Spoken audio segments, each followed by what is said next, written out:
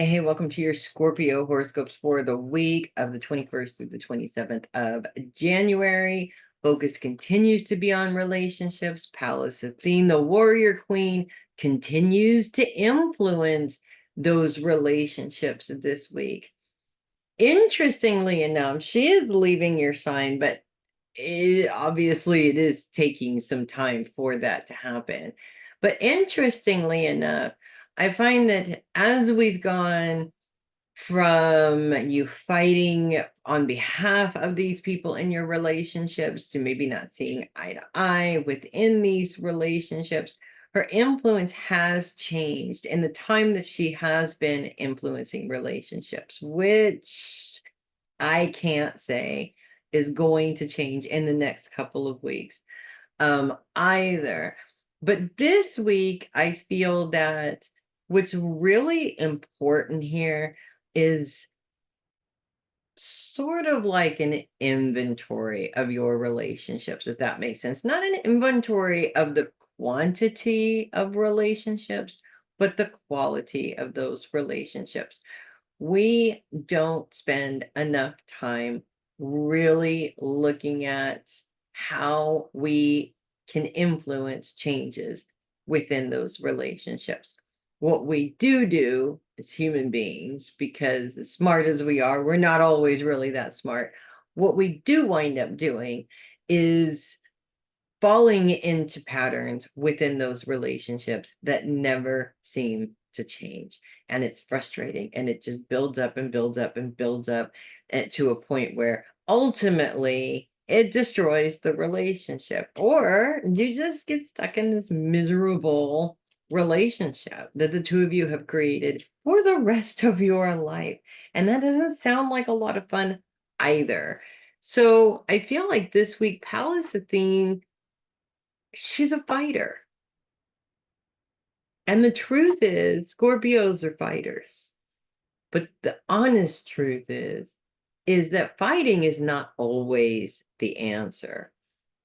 And oftentimes fighting doesn't lead to a resolution of the problem either, which is a big problem in most relationships. And I'm not just talking about love relationships either.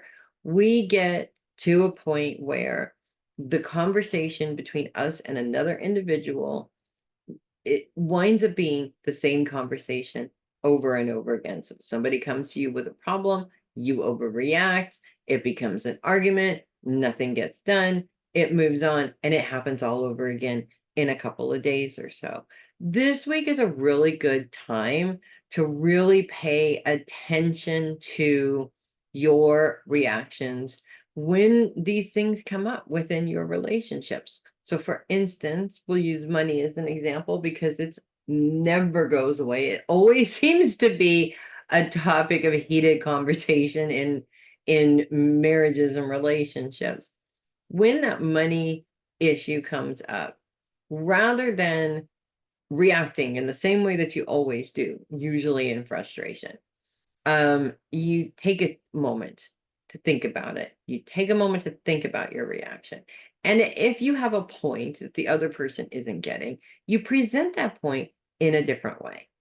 Not necessarily in an aggressive or defensive way, but in a different way. Something that opens up a topic of conversation rather than an argument. This tends to be a big problem for all human beings, really, is that we just are really bad communicators. We're really bad about finding solutions to our problems, specifically when we're dealing with other people. We tend to lead toward, I can't do this because this person won't do this.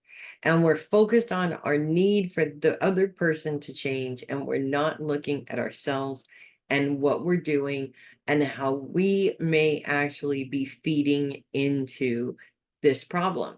So, looking at it from a different perspective and maybe talking about it from a different perspective helps to eliminate the fight.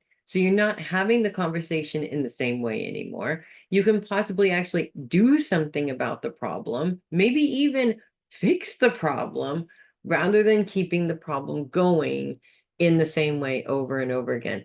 And I'm specifically talking about conversations that you have all the time. The ones where when they come up, your first reaction is, I'm sick and tired of having this conversation again and again and again and again. You're gonna have that conversation again and again and again if you don't change the way you communicate.